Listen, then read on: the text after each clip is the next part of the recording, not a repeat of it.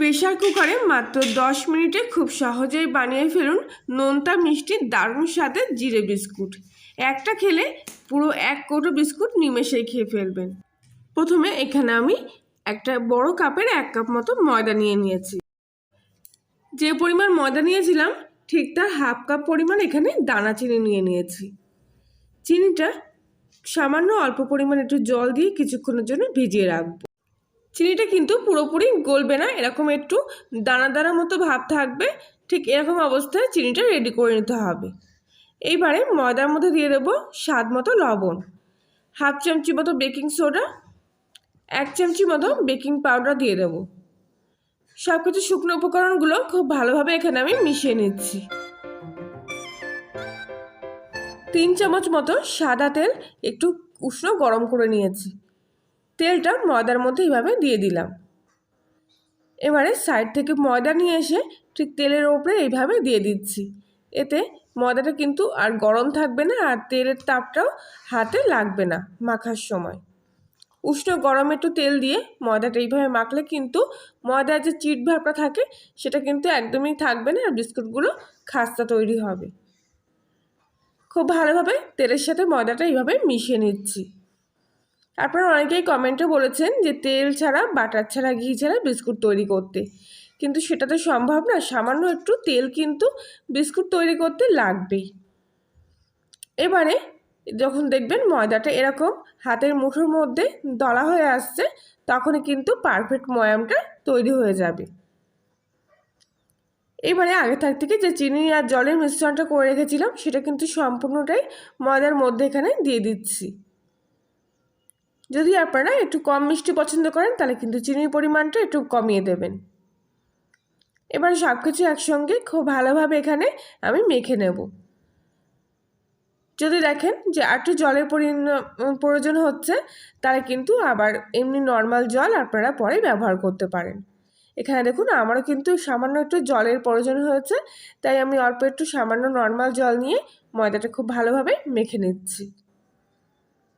তবে খুব একটা বেশি নরম করবেন না, মোটামুটি কিন্তু না শক্ত না নরম মতোভাবে এখানে ময়দাটা মেখে নিতে হবে। আজকের বিস্কুট তৈরির রেসিপিটি কিন্তু একদমই খুব সহজ। যে কেউ একবার দেখলে কিন্তু এইভাবে সহজেই বাড়িতে বিস্কুট বানিয়ে ফেলতে পারবেন। আর টেস্টটা কিন্তু দারুণ সুন্দর হয়েছিল বিস্কুটটার। আপনারা একবার এইভাবে বানিয়ে দেখতে পারেন। এবারে একটা পরিষ্কার জায়গায় আমি কিছুটা ময়দা এইভাবে ছড়িয়ে নিচ্ছি। এরপর মেখে রাখা ময়দার মন্ডাটা আমি ঠিক এর উপরে দিয়ে দিলাম, আর হাত দিয়ে এইভাবে খুব ভালোভাবে কিন্তু যতটা সম্ভব এটা আমি পাঠিয়ে নিচ্ছি। এবারে বেলনি দিয়ে রুটি মতো করে এটা বেলে নেব। তবে শেপটা কিন্তু একটু লম্বা হবে। একটু ঘুরিয়ে ঘুরিয়ে 4 সাইড কিন্তু সমান করে এখানে বেলে নেব। খুব একটা বেশি মোটাও হবে না, আবার খুব একটা বেশি পাতলাও হবে না। বেশি মোটা করে বেললে বিস্কুটগুলো কিন্তু বেক হওয়ার পর ফুলে উঠবে, তাই খুব একটা বেশি মোটা করব না। চওড়ার দিক থেকেও কিন্তু ঠিক এইভাবে একটু বেলে নিচ্ছি। বিস্কুটটা বেক হওয়ার পর চিনির দানাগুলো কিন্তু গলে যাবে, আর তখন বিস্কুটটা আরও টেস্টি হয়ে উঠবে। এরপর কিছুটা সাদা জিরে আর 2-1টা কালো জিরে আমি ঠিক ওপর থেকে এইভাবে ছড়িয়ে দিলাম। এবার বেলনি দিয়ে আবার একটু ওপরটা বেলে নিচ্ছি, যাতে জিরেগুলো খুব ভালোভাবে সেট হয়ে যায়। আর এইভাবে আরেকবার আমি এইভাবে বেলে নিচ্ছি। একটু চেপে চেপে দেবেন, তাহলে জিরেগুলো আর উঠে যাবে না। এবারে এরকম একটা বড় সাইজের স্ট্রেনারের যে ধারগুলো থাকে দেখবেন এগুলো কিন্তু একটু বেঁকানো বেঁকানো মতো। এবার লেচিটার 4 সাইড থেকে আমি ঠিক এইভাবে কিন্তু কেটে নিচ্ছি। এখানে চাকু ব্যবহার করব না, পুরো কিন্তু স্ট্রেনারের এই সাইডগুলো দিয়ে কিন্তু আমি পুরো বিস্কুটটা কেটে নেব। তাহলে যে খাঁচকাটা মতো আছে স্ট্রেনারের ধারগুলো, বিস্কুটগুলো কিন্তু দেখতে এরকম সুন্দর হবে। অনেকটা দোকানে যেরকম আমরা দেখতে পাই ঠিক সেরকম একটু চেয়ে বানার চেষ্টা করছি। দেখুন ধারগুলো কতটা সুন্দর হচ্ছে।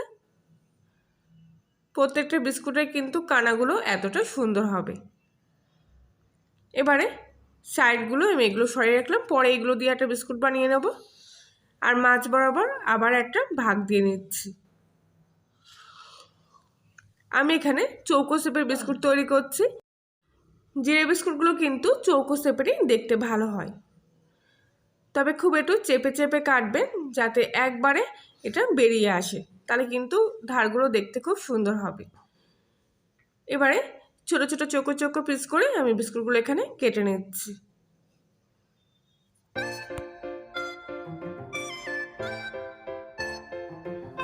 কেটে রাখা বিস্কুটগুলো দেখুন কত সুন্দর দেখতে হয়েছে।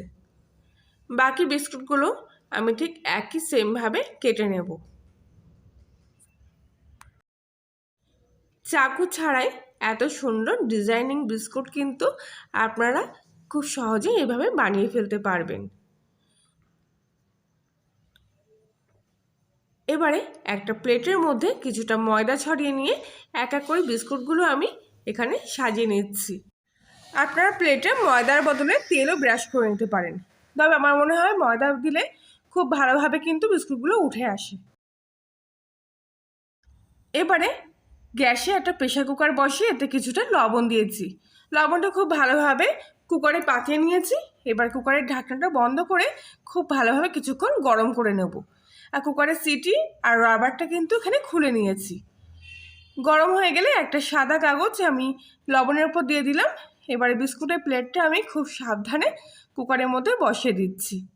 বিস্কুটগুলো একটু এক জায়গায় হয়ে গেছে, তাই আবার কিন্তু হাত দিয়ে একটু ছড়িয়ে দিচ্ছি যাতে বিস্কুটগুলো ফুলে যাওয়ার পর একটার গায়ে একটা না লেগে যায়। কুকারের ঢাকনাটা লাগিয়ে দিয়ে প্রথমে 5 মিনিট হাই ফ্লেমে, তারপর 10 মিনিট একদম লো ফ্লেমে রেখে বিস্কুটগুলো কিন্তু আমি এখানে তৈরি করে নিয়েছি। আর দেখুন কত সুন্দর কিন্তু ন্যাচারাল একটা কালার চলে এসেছে বিস্কুটের মধ্যে। পুরোপুরি কিন্তু বিস্কুটগুলো একেবারে শক্ত হয়ে গেছে। এবার আমি কুকার থেকে এগুলো নামিয়ে নিচ্ছি একটা প্লেটে। প্রথম অবস্থায় কিছুক্ষণ কিন্তু এভাবে পাতিয়ে ঠান্ডা করে নেব। আর বাকি বিস্কুটগুলো ঠিক একইভাবে এখানে আমি বেক করতে দিচ্ছি। কুকারে কিন্তু খুব তাড়াতাড়ি এই বিস্কুটগুলো তৈরি হয়ে যায়, তাই চেষ্টা করবেন প্রেসার কুকারে এইভাবে বিস্কুট বানানো। কত সুন্দর খাস্তা হয়েছে দেখুন। আর আজকের বিস্কুটের রেসিপিটি ভালো লাগলে লাইক শেয়ার কমেন্ট করবেন। কলিনের রান্নাঘরে নতুন হয়ে থাকলে সাবস্ক্রাইব করে পাশে থাকার জন্য অনুরোধ রইল। আজকের মতো এখানেই, ততক্ষণ সবাই ভালো থাকবেন।